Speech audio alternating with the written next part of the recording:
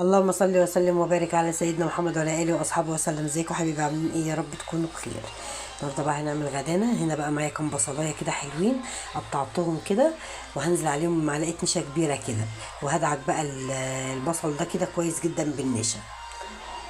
بقى ايه بقى يعني بشربه النشا كده حلو، ايه ان هو ايه يعني اغلفه كويس جدا بالنشا كده. الخطوه دي بتخلي البصل بتاعنا مقرمش وما بيشربش اي زيت، يعني متلاقيهوش فيه اي نقطه زيت. بقلبه كده حلو، وحطيت بقى حله على النار. طبعا بقى ايه عندي عدس بقى مسكته نقيته، العدس اللي هو العدس الاسمر، او احنا بنقول عليه عدس بجبه. بصوا اهو انا حطيته بقى في ميه بعد ما غسلته كده غسله حلوه، وحطيته بقى في ميه هديله غلوه واحده. وادي البصل بقى بتاعنا. وهنا برضو حطيت بقى ايه حله تغلي على النار عشان بقى ايه نعمل بقى الكشري بتاعنا اللي زي العسل ده. ومعايا بقى طماطم ضربتها في الخلاط، يعني ضربت كيلو طماطم كده في الخلاط. بصوا البصل بقى حمرت وبقت زي العسل.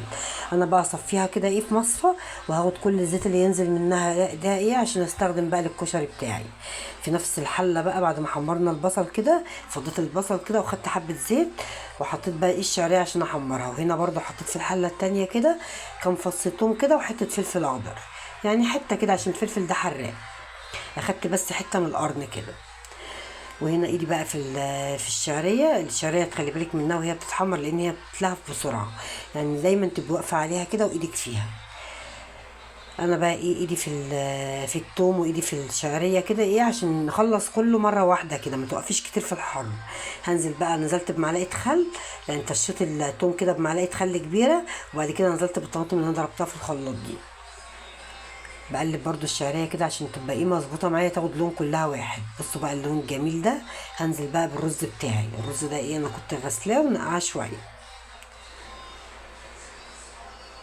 وصلوا بقى على الرسول عليه افضل الصلاه والسلام. اكله بقى بصوا تفتح النفس.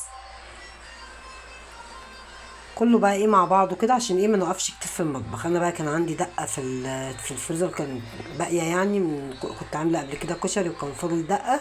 فمش هعمل بقى الدقه ايه يعني معاكم، لان انا كان عندي طبق دقه، فقلت ايه مش عامله بقى دقه. الدقه دي بنعملها ازاي بقى؟ انا بعملها بفص توم برضو، وبنزل عليهم بمعلقه خل، يعني مش معلقه خل، يعني حبه خل حلوين كده. وبظبط بقى حبه ميه من ميه عاديه من الحنفيه، وبروح بقى ايه حاطه حبه صلصه، يعني ايه كبشه صلصه واحده كده عليها، وبحط لها حبه كمون وحبه فلفل اسود وحبه ايه ملح. بس كده دي الدقه. انا هنا بقى نزلت بالحبه الفلفل الاسود وحبه ملح على الكشري بتاعي، وحطيت بقى العدس كده بعد ما اديته غلوه واحده كده، صفيته واديته شطفه. وبعد كده بقى ايه حطيته على الرز والشعريه، وبقلب بقى كله في بعضه كده عشان نسويه كله مع بعضه. انا اديته غلوه واحده بس كده، ليه؟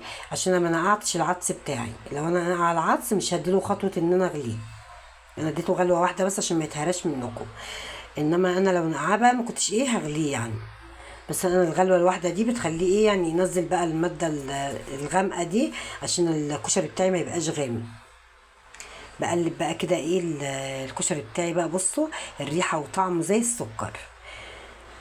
طبعا بحط الميه المناسبه بقى ايه، طبعا كوبايه الرز كوبايه ميه، وهسيبه بقى ايه يستوي. هنا بقى الصلصه بتاعتي هحط عليها فلفل اسود، وهحط لها حبه سكر وحبه ملح، مش هحط اي حاجه تانية. ما بحبش احط كمون على الصلصه بتاعت الكشري، يعني ما بحطش كمون على الصلصه، بحط على الدقه بس. خلاص بقى هنسيبها بقى تتسبك كده ايه على راحتها. وهنا بقى حطيت بقى ايه ميه تغلي كده على النار، وحطيت فيها حبه ملح برضو ورشه زيت بسيطه كده. ونزلت بقى ايه بالمكرونه بتاعتي.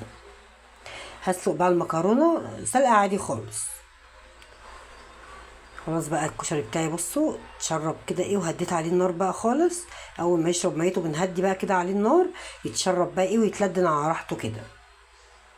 خلاص بقى بصوا انا خدت برضو ايه معلقه زيت كده من مكان الزيت اللي بالبصل ده. طبعا الزيت ده بيبقى طعمه حلو جدا مكان البصل، تحمير البصل. حطيت برضو معلقه للمكرونه كده بالطعم. طبعا المكرونه معايا بتخليها طعمها حلو جدا. بقلب بقى ايه، بحطيت حبه فلفل اسود كده وحبه ملح، وبقلبهم بقى ايه كده ايه عشان يبقى طعم المكرونه حلو. معلقه الزيت اللي احنا حطيناها دي مع حبه الفلفل مع حبه الملح كده بتخلي المكرونه بتاعتنا طعمها حلو جدا. طبعا لو انت عايزه تحطي المكرونه على الكشري نفسه زي ما انت حابه. بصوا خلاص بقى ايه الكشري بتاعنا والصلصه اتسبكت. بصوا الجمال بقى، الطماطم بتاعتي كانت حمرا كده وحلوه. هيعجبكم ان شاء الله لما تجربوا. خلاص بقى، خلاص الكشري بتاعنا خلص. بصوا الجمال، وما بياخدش معانا وقت، على طول كله مع بعضه كده هتخلصي على طول، ما تقفيش كتير في الحر. بغرف بقى، انا حطيت بقى طبقه رز كده وحبه مكرونه فوق. طبعا لو عايزه تحطي مكرونه سباكيتي حطي، بيبقى حلو برده، بس انا ما كانش بقى عندي سباكيتي فعملت بالموجود عندي. يعني ما كانش عندي الا المكرونه الصغيره دي. بصوا بقى البصل والقرمشه والجمال، تحفه جدا. هيعجبكم ان شاء الله لما تجربوا. جربوا خطوه النشا دي، هتفرق معاكم جدا في تحمير البصل. بصوا بقى الجمال، حبه كشري زي العسل طعم بقى. ودي الدقه اللي انا كنت بقول لكم عليها، اللي في الطبق دي الدقه اللي انا كنت بقول لكم ان انا كنت شايلاها بقى ايه في الفريزر، قلت ايه اي يوم نعمل كشري ولا حاجه بدل ما اعمل بقى ايه تبقى موجوده عندي. بصوا بقى الجمال، تحفه جدا. وادي الصلصه بقى اللي احنا عملناها مع بعض، والبصل بقى بصوا مقرمش وتحفه جدا. وبيتن لو مهما يعني تن لتاني يوم، والله تن مقرمش زي ما هو طعمه. بصوا زي العسل. جربوه كده ان شاء الله بنفس الطريقه كده، هيعجبكم جدا. وده كان الفيديو بتاعي، ما تنسوش بقى بالاشتراك وكومنت حلو منكم واللايك بتاعكم جميل. واشوفكم في فيديو جديد ان شاء الله. مع السلامه.